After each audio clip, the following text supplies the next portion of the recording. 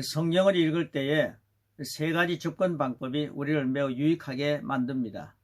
오늘은 그 내용 가운데 5강입니다. 나는 말씀의 거울로 내 모습을 본다. 거울 원리라는 내용이 있습니다. 항상 우리는 안으로부터 밖으로 나오는 것을 기대합니다.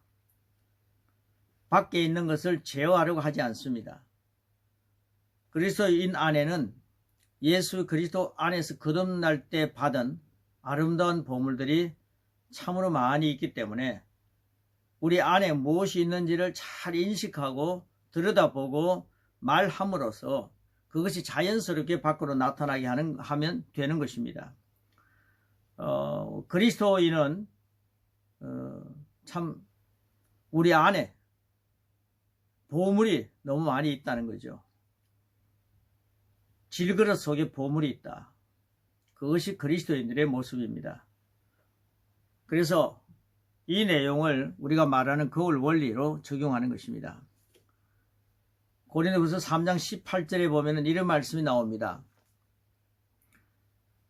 그러나 수건을 벗은 얼굴로 보는 것 같이 주의 영광을 유리를 통해 보는 우리 모두는 주의 영으로 말미암은 것 같이 영광에서 영광에 이르는 똑같은 형상으로 변모되느니라. 킹 제임스 버전으로 읽은 거죠. 고린도후서 3장에서 사도 바울은 너희는 그리스도의 편지다 이렇게 말합니다. 우리가 그리스도의 편지이고 너희도 그리스도의 편지다. 그런데 이 편지는 편지인데 종이에다 먹으러 쓴 것이 아니다. 너희 심령에 쓴 편지다 라고 말하고 있습니다. 또한 어떤 놀라운 일이 일어나도 그것은 우리에게서 나오는 것이 아니고 내 안에 계신 그분의 능력으로 말미암아 나타나는 것이다. 이렇게 기록하고 있습니다. 그러면서 또 모세의 영광을 얘기하고 합니다. 모세의 영광. 우리가 모세의 얘기를 읽으면서 모세가 시내산에 율법을 가지러 올라가서 하나님의 임재 가운데 있다 보니까 산에서 내려올 때 얼굴이 영광으로 가득 차 넘쳤습니다. 그래서 다른 사람들이 보지 못하게 그는 그 영광을 가리려고 수건을 쓰는 장면이 기록되어 있습니다. 우리가 예전에 이것을 읽을 때는 모세가 하나님의 임재 가운데 가서 하나님의 영광이 가득 묻어 나왔으니 나도 그럴 수 있으면 참 좋겠다 라고 생각할 때가 참 많이 있었고 여러분들도 그런 생각을 하고 할 때가 있었을 것입니다. 그런데 지금 이 사도 바울이 모세의 얼굴에 있던 영광과 하나님의 자녀에게 있는 우리의 영광을 비교하고 있습니다. 재밌지 않습니까? 지금 우리에게, 즉 새로 거듭난 그리스도인에게 있는 영광을 비교하는 것이죠. 그는 또한 모세의 직분과 우리의 직분에 대해 말합니다. 모세는 율법을 가지고 와서 정죄의 직분을 받았다. 이렇게 하면 안 된다. 이렇게 하면 너는 벌받아. 이렇게 하면 저주받아.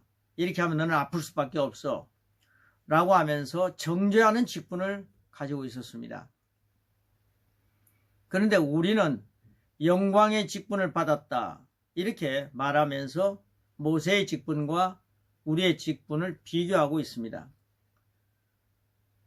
고린도후서 3장 9절 말씀, 정죄의 직분에 영광이 있다면, 여러분 정죄하는 모세의 직분에도 얼굴에 광채가 있었습니다. 그 영광이 있었다면 의의 직분에는 영광이 더욱 많으니라. 더욱 넘쳐나지 않겠습니까? 그리고 고린도서 3장 10절입니다. 이전에는 영광스러운 것이었을지라도 그것을 앞지르는 영광 때문에 이런 점에서는 영광스럽지 못한 것이다. 그렇게 모세의 영광이 앞지르는 영광, 정죄의 직분을 받은 영광보다 영광의 직분을 받은 영광이 더 놀랍다, 영광스럽다, 앞지른다 이렇게 표현하죠. 자, 모세의 영광은 정말 영광스러운 것이었지만 더 충만한 영광이 왔기 때문에 그것은 더 이상 영광이라고 할 수 없다. 그래서 모세의 영광과 비교할 수도 없는 영광이 너희에게 있다. 새로운 피조물에게 있다. 그래서 모세의 영광을 부러워할 필요가 없다. 그것은 그건 뭐 정말 비교도 되지 않는 엄청난 영광이 우리 새로운 피조물 우리에게 있다라고 하는 것을 확실하게 말씀해 주고 있습니다. 고린도후서 3장 11절부터 14절에 있는 말씀입니다. 없어질 것도 영광으로 말미암았은즉 길이 있을 것은 더욱 영광 가운데 있느니라. 우리가 이 같은 소망이 있으므로 담대히 말하노니 우리는 모세가 이스라엘 자손들에게 장차 없어질 것에 결국을 주목하지 못하게 하려고 수건을 그 얼굴에 쓴 것 같이 아니하노라.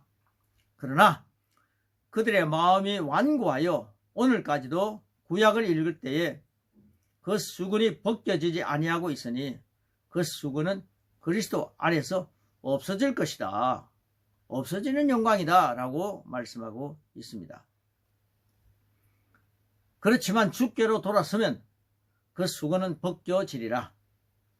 이제 그 영은 주시니 주의 영이 계신 곳에서는 자유가 있느니라. 고린도후서 3장 16절 17절 계속해서 헌정력으로 읽고 있습니다. 자, 우리 성경 구절에서 하나님의 영이 있는 곳에 자유가 있다라고 말씀했습니다. 우리는 항상 자유가 억압되었다가 풀려나는 것으로만 생각합니다. 억압되었다가 풀려나고 억압되었다가 풀려나고 그렇게 생각하며 신앙생활을 해오지는 않았습니까? 여기서 긍정적인 자유에 대해 생각해 봅니다. 오늘까지는 능력의 한계 때문에 우리에게 어떤 한계가 있었다고 가정해 봅시다. 예를 들어 어떤 사람이 혈기를 부립니다. 그러면 불이익을 당하는 것을 알지만 화가 나면 참지 못하고 또 혈기를 부립니다. 그것이 그 사람의 한계입니다. 그것이 우리 인간의 한계죠. 그런데 그 한계로부터 자유해지는 것, 즉 그 한계를 넘어서는 것이 여기서 말하는 자유입니다. 이것은 우리가 지금 살고 있는 상태, 즉 한계에서 벗어나는 것입니다. 이렇게 자유해지는 일은 성령으로 말미암아 가능하다라고 분명하게 밝혀주는 것이죠. 고린도후서 3장 18절 말씀은 그러나 수건을 벗은 얼굴로 보는 것 같이 주의 영광을 유리를 통해 보는 우리 모두는 주의 영으로 말미암은 것 같이 성령으로 말미암는 거죠. 하나님의 영으로 말미암는 거죠. 주의 영으로 말미암은 것 같이 영광에서 영광에 이르는 똑같은 형상으로 변모되느니라 라고 말씀합니다. 여러분, 유리를 통해 보는 것 같이 수건을 벗은 얼굴로, 이 내용에서 수건은 우리가 율법적으로 접근하는 것을 말합니다. 없어질 영광이라는 거죠. 그러므로 율법적으로 접근하지 않고 주의 영광을 유리를 통해 말씀을 통해 보는 우리 모두는 주의 영으로 말미암은 것 같이 영광에서 영광에 이르는 똑같은 형상으로 변모되는 것입니다. 새로운 피조물로 우리가 이 말씀을 계속해서 우리 심령 속에 심을 때에 정말 사람이요 변화가 일어납니다. 신앙생활을 수십 년 해도 변화가 없다라고 하는 말을 교회에서는 유행어처럼 하고 있습니다. 그런데 정말 변합니다. 지금 모세의 영광을 말하면서 그리스도인 너희에게는 훨씬 큰 영광이 있다고 말했습니다. 이는 우리가 말씀 안에서 우리 안에 어떤 능력이 있는지를 들여다보고 또 들여다보면 우리도 모르는 사이에 그 영광이 점점 더 나타나는 것을 우리가 체험하게 됩니다. 모세가 하나님의 영광으로 충만하여서 나온 것 같이 우리가 그리스도의 말씀을 들여다볼 때에 영광에서 영광에 이르는 더 큰 영광으로 나타나게 됩니다. 영광이라는 것은 하나님의 임재와 능력을 말합니다. 모세가 하나님의 임재 가운데 있었고 능력을 입고 나왔듯이 우리도 그리스도 안에서 굉장하지 않습니까? 모세는 예수님을 모셨다, 그 심령이 모셨다, 하나님 모셨다 이런 내용이 없죠. 하나님을 만났다는 것은 있죠. 그러나 우리는 예수님을 모셨고 모심과 동시에 새로운 피조물이 된 거죠. 여러분, 예수님 모시기 때문에 그리스도 안에서 우리가 누구인지, 무엇을 가지고 있는지, 무엇을 할 수 있는지를 계속 들여다보면 얼마나 놀랍겠습니까? 여러분, 굉장한 존재입니다. 예수님 모시고 나는데 여러분은 어마어마한 하나님의 새로운 피조물입니다.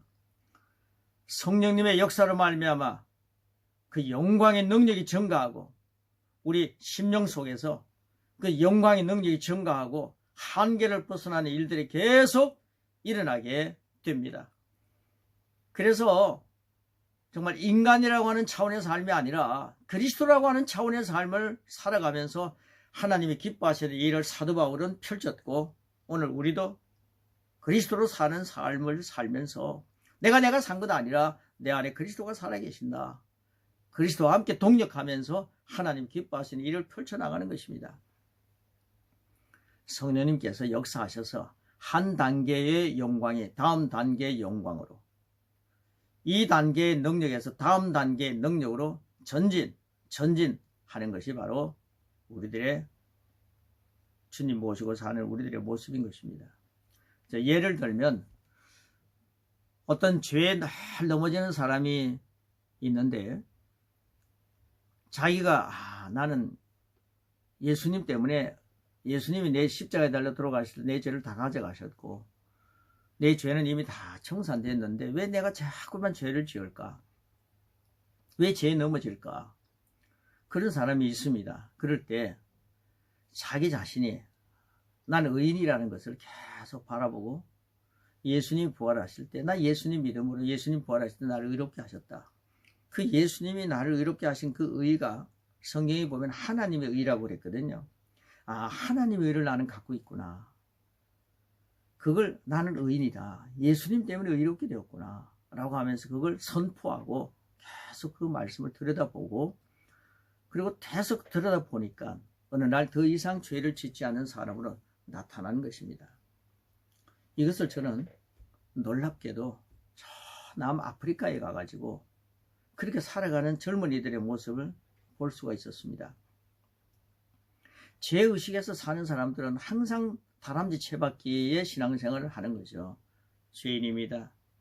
알지도 못하고 또 아는 죄 모르는 죄 다 주님 용서해 주세요 하고 죄의식 가지고 사는 사람은 계속해서 발전도 없고 성장도 없는데 변화도 없는 거예요. 제가 그렇게 수십 년을 살았더라고요. 그런데 예수님 때문에 내가 의롭게 되었구나 라고 하는 그 말씀에 젖어들 때에 변화가 일어나고, 하나님 안에서 주님께서 나를 변화시켜 주시는 그 모습을 나타내는 정인의 삶, 그리스도로 정말 나타내는 표현이 되고 편지가 되는, 정인이 되는 삶을 사는 것이죠. 그것이 바로 거울 원리입니다. 우리는 거울 원리로 접근합니다. 하나님 말씀을 거울로 생각하고 늘 바라보는 거죠. 정확한 거울입니다. 거울 원리로 접근하기 위해서는 훈련이 필요합니다. 그 훈련은 배우는 대로 바로바로 삶에 적용하는 것입니다. 이제 우리 이 New Creation Theological Seminary라고 하는 이 우리 학교에서 함께 말씀을 나눌 때에 여러분들은요, 그 우리 교사들을 통해서 계속 이런 말씀을 그걸 원리로 이렇게 만나게 될 것입니다. 보게 될 것입니다. 양육 12강이 그러하고요. 제가 말씀드리는 믿음 12강도 그럴 것이고, 앞으로 우리가 계속 공부할 내용들이 다 그런 내용입니다. 그리고 이 9월 원리를 통해서 우리 귀한 그 목사님들이 준비해서 증거할 때에 여러분 그 말씀이 여러분을 영광에서 영광으로, 능력에서 능력으로 이르는 사람으로 변화시킬 것입니다.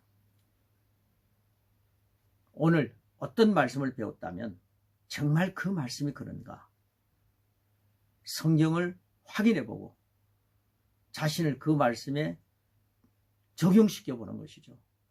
그래서 정말 그 말씀이 그러한가 상고해 보는 거죠. 데살로니가 교인처럼, 베레아 교인처럼 그 말씀이 정말 그런가 라고 집에 돌아가서도 상고해 보고 그 말씀을 그대로 적용하는 것입니다. 자, 말씀이 말하는 대로 생각을 바꾸고 그리스도의 말씀이 말하는 대로 말을 하고 또 말씀이 말하는 그것을 머릿속에 그리는 것입니다. 그러면 자연스럽게 여러분 다음에 세 단계로 전진하게 될 것입니다. 그 세 단계를 6강에서 상세하게 말씀드리겠습니다. 오늘 5강 마무리하면서 우리 한번 크게 외쳐봅시다. 나는 말씀이 말하는 그분의 형상이다. 나는 말씀이 말하는 그분의 형상이다. 나는 말씀의 거울로 내 모습을 본다. 나는 말씀의 거울로 내 모습을 본다. 이제 6강에서 함께 만나겠습니다.